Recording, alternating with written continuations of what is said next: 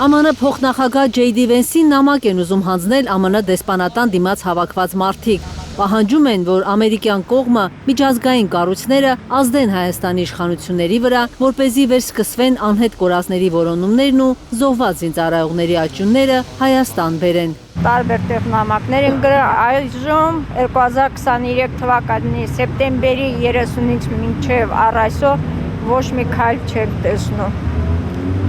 Հարցերը լուծված չեն առ այժմ։ Հորդորել Հայաստանի իշխանություններին, նաև իրենց միջամտությամբ, միջազգային բոլոր կառույցների միջամտությամբ սկսել անհետ կորածների որոնողական աշխատանքներ, անհապաղ կազմակերպել այս ծնողների պահանջով արտաշիրիմում Հայաստան, որպեսզի կարողանան քրիստոնյային վայել իրենց զավակներին խնկարկել։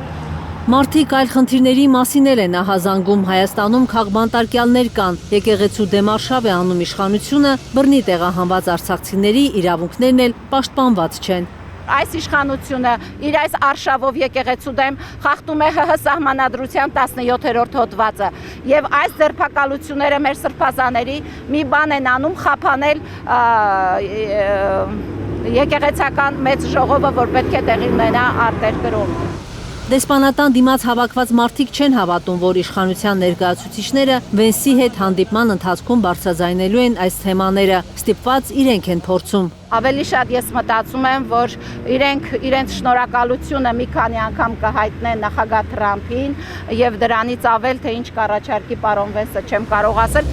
Ամերիկյան դեսպանատան անվտանգության աշխատակիցը չի վերցնում Վենսին ուղված նամակը։ Ասում է, դեսպանատուն արձերն նամակներ այլևս չի կարող ընդունել։ Ինձ տվեց էլեկտրոնային հասցե, որ այս էլեկտրոնային հասցեով ես նամակը հանձնեմ դեսպանատուն։ Ակցիայի մասնակիցները որոշում են ոչ թե ԱՄՆ դեսպանության, այլ անձամբ Վենսի էլեկտրոնային հասցեին ուղարկել նամակը։ Մենք ապրում ենք մի աշխարհում, որտեղ անհնարին ոչինչ չկա։ Կարնե Մանգասարյան, Հայկ Ավանեսյան եւ Արաքել Օհանյան, Հայլուր։ Հայաստանում ու աշխարհում տեղի ունեցող իրադարձությունների մասին առաջինն իմանալու համար բաժանորդագրվեք մեր ալիքին, սեղմեք զանգակը, որ բաց չթողնեք ամենահրատապը, կարևորն ու հետաքրքիրը։